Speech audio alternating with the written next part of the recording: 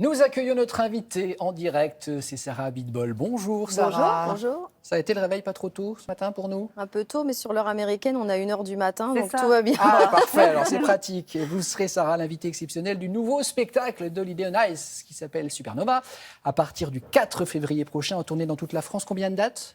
84. 84 Eh oui, dates. 84. Alors dans le dossier de presse, c'est marqué numéro totalement inédit. En 2 mots, vous allez faire quoi alors? Oui.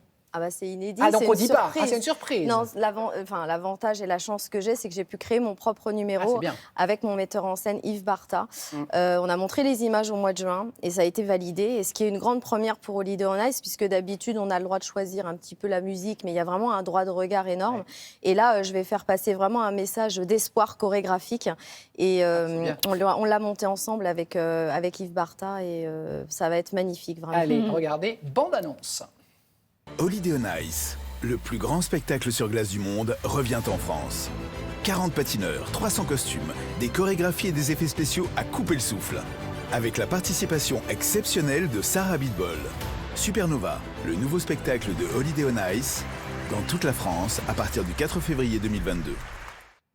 Quand on est novice, Sarah, on se dit que quand on patine pour des championnats du monde ou des coupes, etc., on a une pression dingue. Là, Holiday on Ice, c'est que du bonheur. Il n'y a pas de stress pour vous par rapport aux compétitions que vous avez pu faire au cours de votre carrière? Oui, c'est complètement différent. Il y a toujours un stress, je pense, quand un artiste monte sur scène, mais on n'a pas pour les compétitions, on a des règlements et des soins imposés. Là, il n'y a pas de soins imposés, simplement pour le public, pour le bonheur du public Ouais. et des spectateurs. Donc, il y a une pas les petite juges. Il pression. n'y a pas les petites notes. Mais on n'a pas les juges, Eh oui, donc c'est ça. seuls les juges sont spectateurs. Ouais. Et en général, ça se passe super bien au Holiday on Ice. On fait rêver les gens.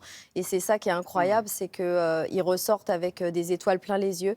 Et en ce moment, on a vraiment besoin de Ouais. rêver Eh et oui. on a vraiment besoin de sortir aussi. C'est vrai. Vous évoquiez l'heure américaine parce que je crois que vous vivez entre la France et les États-Unis. Ça fait quoi, 8 ans qu'on ne vous a pas vu patiner en France? Pourquoi ce retour maintenant?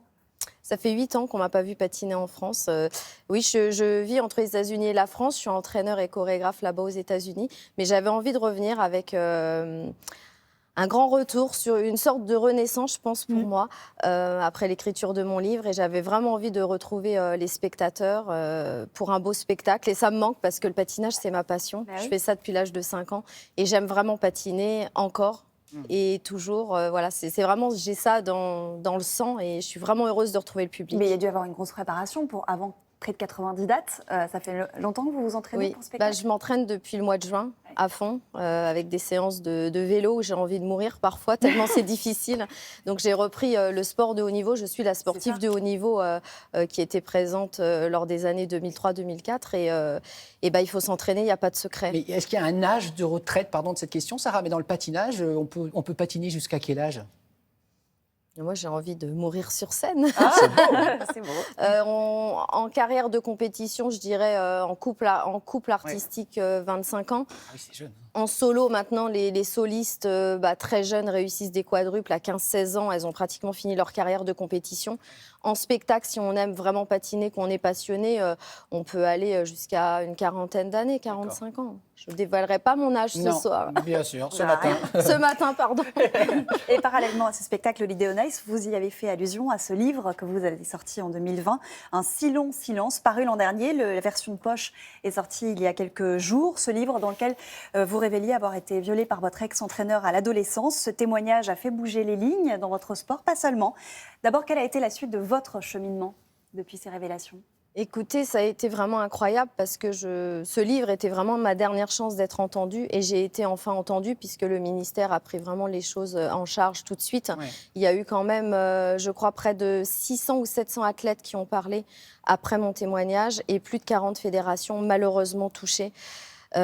C'est énorme. C'est énorme, mais je me rendais pas compte que mon témoignage pouvait faire boule de neige et pouvait sauver quelque part des victimes. Et maintenant, les victimes sont prêtes à parler et à dévoiler. Justement, on a vu la photo, on va la remontrer, Sarah, sur votre compte Instagram, voilà, sous votre livre. Vous avez mis une petite légende à toutes les victimes de violences. Un jour, on s'en sort, j'en suis la preuve vivante. Parlez, libérez-vous, la honte et la peur doivent changer de camp. Ça, c'est le message que vous voulez faire passer. Oui. Parce que c'est une démarche C'est une d'aller démarche. déposer plainte, d'aller Tout à parler. fait. C'est une démarche j'ai mis 30 ans à parler. Donc j'ai parlé une première fois en 2003-2004, mais simplement à mes parents. Ensuite, ça a été un cheminement, ça a été très long, une thérapie avec ma psychologue.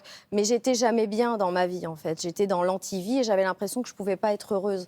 Donc d'en parler, alors c'est vrai qu'on n'a pas la chance parfois d'être une personne connue et de pouvoir écrire un livre. Donc je m'adresse aux victimes.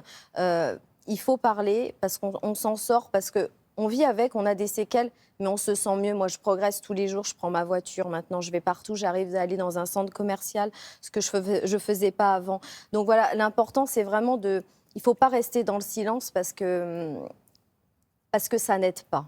Ce que vous dites ce matin résonne d'une manière particulière, puisque ces jours-ci, les accusations contre Nicolas Hulot, accusations de viol et d'agression sexuelle, remettent en avant la question de la prescription. Je crois que c'est devenu aujourd'hui le combat de votre vie.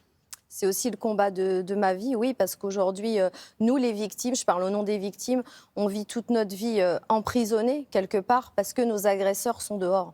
Et ça, c'est pas logique à cause de cette prescription. Donc, dans votre cas, Sarah, c'était prescrit. C'était prescrit, et dans tous les cas qui ont été médiatisés derrière, ça a été prescrit. Donc cette loi, elle protège les agresseurs et pas les victimes. Donc on se bat vraiment, toutes les associations, tout ensemble. Pour que la prescription tombe. Exactement. Qu'il n'y ait plus de durée. Qu'il n'y ait plus de durée. Après, il y a un autre problème. Si cette loi, elle passe, est-ce qu'elle sera rétroactive? Est-ce que ça marchera pour les années 90, 92?